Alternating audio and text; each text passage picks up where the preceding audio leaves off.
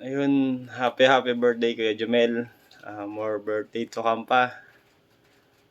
Enjoy your day.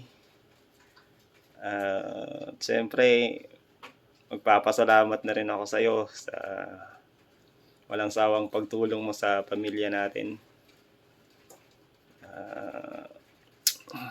Isa na sa akin na sa lalong-lalo na yung time na pinangailangan ko pumunta dito. Sa financial problem ko na andyan ka para tulungan ako. At di mo ako binigo kuya. Salamat ng marami. Next time na yung bawi ko sa'yo, yung usapan natin. More birthday to come pa kuya, para mas lalo pa tayong magkakasama na matagal. Enjoy your day. Sana palagi kang masaya. Andito lang kami magkakapatid na handang tumulong sa iyo. I love you kuya.